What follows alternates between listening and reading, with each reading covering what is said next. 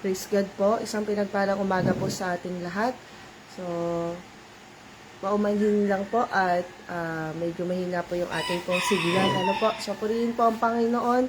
Hallelujah. Sa umagang ito po, ang ating pong devotion na ito ay mula po sa ating pong District 6. Ano po, sa pangunguna po ni Pastora Cherry Manansala at under naman po ako ng Pastor Jeffrey Manaig. So, purihin po ang Panginoon sa umagang ito.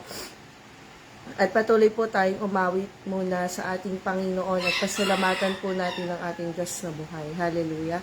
Purihin kayo aming Panginoon, isang pinagpalang umaga po muli sa bawat isa po sa atin. Hallelujah. Hallelujah. Salamat sa inyo, dakilang Diyos. Purihin ang inyong pangalan. Dakilain po kayo aming Panginoon. Hallelujah. Tayo umawit sa ating Panginoon. Kung sa ngalan mo kami magsama-sama, kumikilos ka sa aming pagsamba, at sa aming pagtuloy pagpapalain ang mga buhay namin, ang mga buhay namin. Kung sa ngalan mo kami magsama-sama, kumikilos ka sa aming pagsamba, at sa aming pagdaloy pagpapalain ang mga buhay namin, ang mga buhay namin.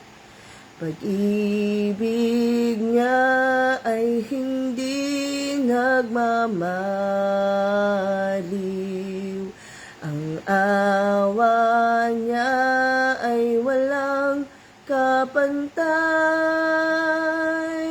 Ito'y laging sagana sa bawat umaga, katapatan niya'y dakila, katapatay dakila.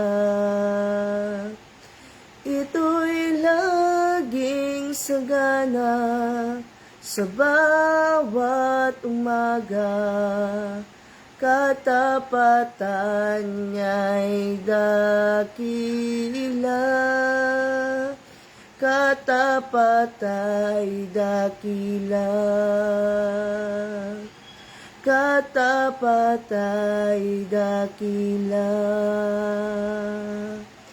katapatay dakila.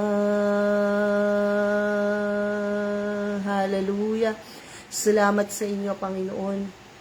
Salamat muli, O Diyos, na kami ay minsan pa, Panginoon, na nagmulat ng aming mga mata para kayo masamba, para makapag-aral muli ng inyong mga salita.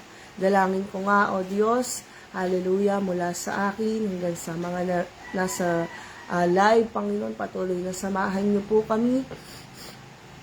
Lagi po kami walang kakayanan, Panginoon, kung hindi po kami sasamahan ng Santong Espiritu, aming Panginoon.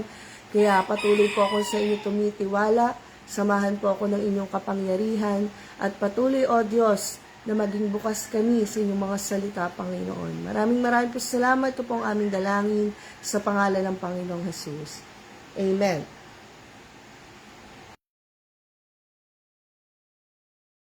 Purihin po ang Panginoon. Ano po? So, ang ating pong pag-aaralan sa oras na ito ay mababasa po natin sa aklat po ng Juan, John 14:6. Ano po? So, very familiar po sa atin ito. Sumagot si Jesus, "Ako ang daan, ang katotohanan, at ang buhay. Walang makapupunta sa Ama kundi sa pamamagitan ko." Ano? Sumagot si Jesus, "Ako ang daan, ang katotohanan, at ang buhay. Walang makapupunta sa Ama, kundi sa pamamagitan ko." So, purihin po ang Panginoon, ano po, sa oras na ito. Parang sobrang familiar na tayo pagdating sa salitang ito ng Panginoon. At, kumbagay, mga pangunahing natutunan at naunawaan natin sa aklat ng Biblia sa ating pong pag-aaral. So mga kapatid, salamat sa Panginoon at habang binubulay ko to, sabi ko, Panginoon, ano po yung nais yung ibahagi sa amin sa umagang ito. At salamat sa Panginoon dahil nitong mga nakakaraang araw po o last 2 weeks ay parang lagi ako nire-remind ng Lord dun sa mga bagay na mga una nating ginawa. Parang nire-remind po tayo ng Panginoon dun sa mga basic na ginagawa po dapat ng isang Kristiyano. Kasi minsan, di ba, ang ilan sa atin, marami sa atin na talagang masasabing matatagal na sa ating pong paglilingkod sa Panginoon. Pero palagi ako nire-remind ng Lord na kailangan binabalikan natin yung mga basic. Kasi madalas, di ba, kung ano yung basic, yun yung nalilimutan. So, marami na po, ilang, kahit sa devotion namin, so, habang ako nag-aaral, binabalik talaga ako ng Diyos doon. At last 2 weeks nga, ay, ipinaalala ulit sa akin ng Panginoon, nagsimula po ulit akong magbasa from Genesis, at, inaalala ko, pero hindi ko naman po siya binabasa ng ng talagang tuloy-tuloy na sa isang araw So, at least 3 lang chapter, a day. At inumpisahan ko ulit siya. At nire-remind ako ng Lord, dun pa lang sa pasimula pa lang, ay pinakita na ng Diyos kung gaano tayo kahalaga sa Kanya. Sa simula pa lang ay talagang nire-remind tayo ng Lord na inihanda na niya yung para po sa atin. Kaya lang, talagang ang tao ay may angking katigasan ng ulo. So mga kapatid, ang sinasabi dito, John 14:6, I am the way, the truth, and the life. So alam naman po natin na ang Panginoong Jesus, at walang makakapunta sa Ama kundi sa pamamagitan ng ating Panginoong Jesus. Alam niyo mga kapatid, paano natin, what is the key para masabi natin na ang Diyos yung daan, ang katotohanan, at ang buhay. So, unang bagay, mga kapatid, seek God, not sin. Amen? So, naalala ko nga po, nung binabasa ko yung sa aklat ng Genesis, di ba po, ay alam naman na natin ang kwentong yan, patungkol kay Eva at kay Adan. So, lahat na, pinrepare na ng Panginoon. Amen? Hallelujah. Pero nalimutan pa rin nilang isik kung sino talaga yung nagbigay sa kanila nung maraming bagay o nung lahat ng bagay na nandun sa Eden. At talagang napukaw pa rin dun sa kasalanan. So mga kapatid, ang sabi nga dyan, kung mababasa po natin, seek God, not sin, sa aklat ng Amos 5:14, doon ay sa aklat ng Amos, yung mga Israelita doon, di ba, talagang si Propeta Amos, nilalapit niya ito sa Panginoon sapagkat nagpapatuloy ang mga Israelita sa paggawa ng kasalanan. At yung mayayaman doon ay talaga namang, alam niyo yun, niyuyurakan nila yung mga dukha. So, pa yung mga kasalanan, pakikipagtalik sa mga, nagbibigay ng aliw. So, maraming kasalanan na ginagawa ang mga Israelita noong mga panahon na yon. Kaya, alam niyo, napupukaw sila sa paggawa ng kasalanan at hindi nila, kahit na alam naman na nila na ang Diyos, yung nagpapakita sa kanila ng dapat nilang gawin. Amen? And yet, nagpapatuloy sa kasalanan. So, maaaring tayo, mga kapatid, ay minsan talaga nadadaya ni Satanas. Pero kailangan nating tulungan yung ating mga sarili. At ang sabi nga dyan, kung gusto nating makita yung daan, yung katotohanan at ang buhay na ibinigay sa atin ng Panginoon, ay isik natin una ang Diyos. Ang sabi nga doon sa Amos 5:14, gawin ang matuwid, huwag ang liko, kamuhian ang masama, ibigin ang mabuti. Amen? Alam niyo mga kapatid, sa paggawa natin ng matuwid, ang Diyos yung naglalaan para po sa atin. Amen? So, minsan, ang hirap para po sa atin na nagawin yung siyang kalooban ng Panginoon sapagkat naalala ko nga yun, so yung, kung nare-remind din po sa inyo, sinasabi ng Pastor Paul, nag-e-enjoy tayo sa kasalanan. Amen? Mga kapatid, sa panahon ngayon, wag mo nang i-enjoy yung kasalanan kasi, alam mo yun, hindi ka hahayaan ni Satanas. Kasi yun ay may maraming patibong, si Satanas. At kayang-kaya tayong dayain. Pero kailangan nating tulungan yung ating sarili. At palagi nating unahin ng Panginoon. At ang lahat ng bagay idaragdag sa atin ng Diyos. So, unang key po yun, So, yung title po natin ay What is the Key? Una, seek God, not sin. Amen? Unahin mo ang Panginoon para tong basic na sinasabi ng I am the way, the truth, and the life. Amen? Ay masumpungan po talaga natin. Hallelujah. So, mahirap namang maranasan mo yung daan ng patungo sa Panginoon, yung katotohanan at yung buhay, kung hindi naman natin talaga sinisik ang Lord. Amen? So, pangalawang bagay, what is the key? Fear God, not men. Amen?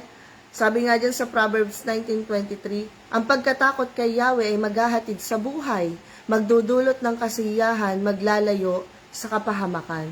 Amen? So, mga kapatid, sa Diyos tayo unang matakot. Amen? Hindi sa mga taong nakapaligid po sa atin. So, di ba? Lalo ngayon, yung mga kabataan, takot na silang pumunta ng church, takot na silang maglingkod sa Panginoon, kasi kailangan nilang makatapos ng pag-aaral, kailangan nila makapagtrabaho ng maganda, kailangan mapalitan nila yung hirap at pagod ng kanilang mga magulang. Kaya ang nangyayari, nagkakaroon sila ng takot, na maglingkod sa Panginoon, kasi feeling nila ay, tinatakasan nila yung kailangan nilang gawin sa kanila pong mga magulang.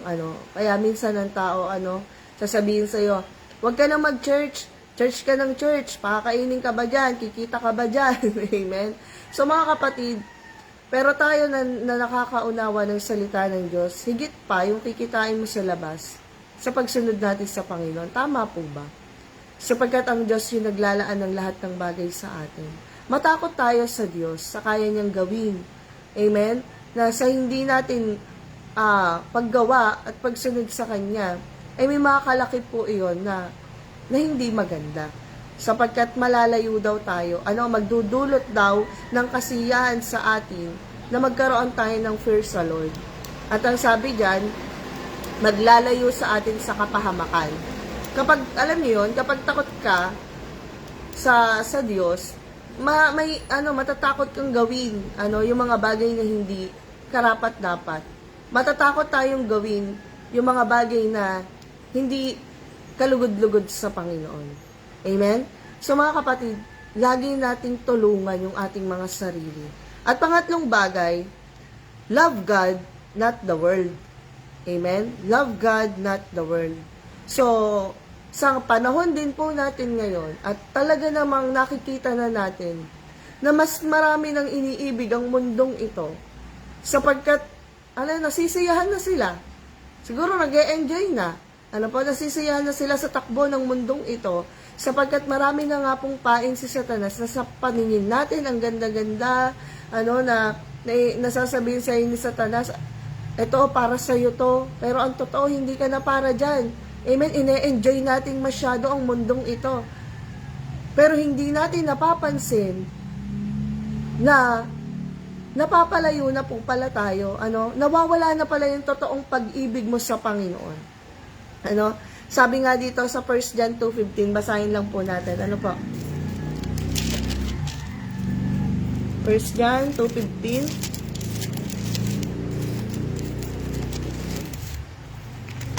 So, sabi po dito, 1 John 2:15 ay, huwag ninyong ibigin ang sanlibutan o ang mga bagay sa sanlibutan.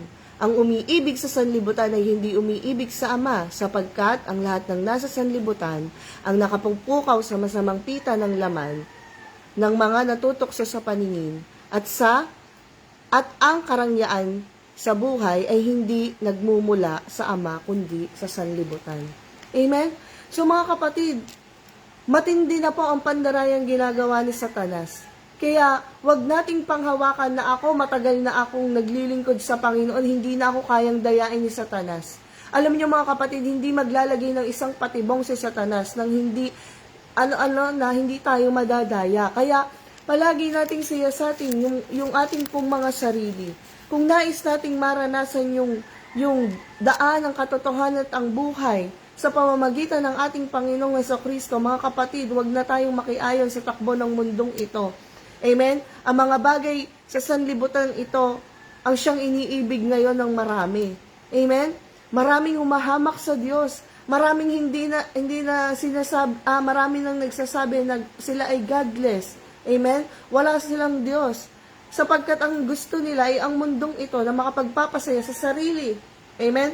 So mga kapatid, maging maingat po tayo. Small things na ginagawa natin na akala natin tama pa. Amen? Mapatingin ka nga lang na nag-isip ka ng masama, kasalanan na yun sa Panginoon. Alam mo, alam niyo yun, yung paggawa natin ay tiyakin natin na talagang ipinapakita mo na mahal mo ang Diyos. Hindi na tayo, sabi doon, kapag nagagawa pa natin kung tayo ay nasa mundo pa, na talagang ang isip natin ay palaging sa mundo. Naalala ko ngayon sabi ng Pastor Jordan, kapag tayo ay nakatingin na sa mundong ito at talagang nadadaya tayo ni Satanas, ibig sabihin, hindi tayo puno ng kapangyarihan ng Espiritu ng Diyos. So mga kapatid, lagi nating siyasatin, minsan sabi nga, sinisisi natin si Satanas, pero ang totoo tayo yung lumalapit. Amen? Hallelujah. Kaya maging maingat po tayo sa atin pong pagsunod at ipakita natin yung love natin sa Lord. Sa pamamagitan ng paggawa mo sa Kanya, na kahit na sa mahirap na sitwasyon, amen, gagawa ka para sa Panginoon. Na may mga sinasabi na sa iyo ang Diyos, anak, wag mo nang gawin yan. Amen? Pero dahil mahal mo ang Panginoon, hindi mo talaga gagawin. Pero kung hindi mo mahal ang Diyos, titiyakin natin na hindi natin magagawa yung pinapasabi niya sa atin. Amen? So mga kapatid, pang-apat na bagay, believe God, not the deceiver. Amen? Hallelujah. So kagaya nga ang manlilin lang ay manlilin lang. Ang diablo ay diablo. So marami siyang pakana. Tulungan natin palaging sarili natin na magpapuno sa Espiritu ng Diyos. Tulungan natin yung sarili natin na lagi pong manalangin at humingi ng tulong sa Panginoon sapagkat kailangan nating maging matalino sa bawat pagkilos ng kaaway. Ang paniwalaan mo ay ang Diyos because Jesus Christ is the truth. Amen? Mga kapatid, hallelujah, papayag ba tayo? Sabi sa John 8:44, ang diablo ang inyong ama at kung ano ang gusto niya, iyon ang siya nating ginagawa. Amen? Hallelujah. So mga kapatid, papayag ba tayo na sabihin sa iyo ang tatay natin ay si Satanas? Hallelujah. Marami na ngayon, amen, ibinebenta yung sarili kay Satanas. Pero nawa hindi po tayo yon. Nawa tayo ng mga nakaalam ng katotohanan, amen, ay talagang mamuhay, nang may paniniwala sa ating Diyos na pinaglilingkuran. Huwag kang papayag na sabing anak ka ni Satanas. Amen. Baka mamaya, may marinig kayo, ayan, naglilingkod yan sa Panginoon. Parang ang ginagawa naman ay hindi para sa Diyos. Amen. Nakikita ko nga yan. Ganito yung ginagawa sa labas. Amen. Alam niyo mga kapatid, salamin tayo ng sanlibutang ito. Kaya gawin natin yung pinakamabuti natin sa ating Panginoon. Ang sabi dyan, panglima, malapit na po, obey God, not your wants. Amen? Sumunod tayo sa Panginoon, hindi yung mga gusto natin. Amen? Hindi yung, mas pinapahalagahan natin yung mga gusto natin. Amen? At hindi na natin nasusunod ang Panginoon. Hallelujah. Mga kapatid, mas maganda nang mag-obey ka, kaysa panatilihin natin, Lord, ito kasi yung gusto ko, ito kasi yung dapat. Amen? Hallelujah. Matuto muna tayong sumunod sa Diyos at bahala siya sa atin. Hallelujah. nakikita ng Diyos yung mga sakripisyo po natin. Nakikita ng Panginoon yung mga ginagawa po natin para sa Kanya. Bakit tayo hindi susunod? Alam niyo mga kapatid, kaming mag-asawa, kami nga po ay nakadestino doon sa lugar po ng Bangyas. At purihin ng Panginoon, maraming pagkakataon. Talagang yung sakripisyo, at alam naman po ninyo yan, sa atin sa Door of Faith, talagang lalakad ka kahit wala. Amen? Maglilingkod ka kahit wala. Maglilingkod ka kahit nahihirapan. Amen? At mga kapatid, ayun nga po ay pumapasok ang asawa ko sa Bible School, iiwan niya kami, ng ilang araw, at bahala na si Lord. Amen? So mga kapatid, kung ang iintindihin lang natin, mga wants natin, ay mahirap po na ganun ang gawin natin. Hayaan mong ang Diyos, sumunod ka lang kahit wala kang nakikita. Alam ng Diyos yung para po sa atin. Sunod lang ng sunod. Sabi nga 1 Samuel 15:22, to obey is better than sacrifice. Amen? Sumunod ka lang. Makikita ng Diyos yung mga sakripisyo na meron po tayo. Amen? Sapagkat siya ang daan, ang katotohanan at ang buhay. At lagi nating tandaan yan. So, dalawa na lang po, pang-anim, serve God, not self. Amen? Hallelujah.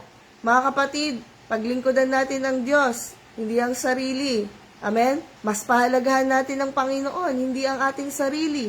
Hallelujah. Mga kapatid, baka mamaya ay masyado nating pinapahalaga ng ating mga sarili. Amen? Alam ng Diyos yung para sa'yo. Hallelujah. Kaya nga, mga kapatid, palagi nating sabihin sa Panginoon na maglilingkod tayo hanggang sa kanyang pagbabalik. Maglilingkod tayo kasama ng Panginoon. Maglilingkod tayo, hallelujah, sapagkat tutulungan tayo ng Panginoon. Hallelujah. So mga kapatid, worship God, huling bagay, not comfort. Amen? So, hallelujah, sambahin natin ang ating Panginoon palagi. Hallelujah. Kahit na sa anong sitwasyon na meron ka, nahihirapan ka man, napapagod. Amen? Maraming pagsubok, maraming problema, kalakip na po yan.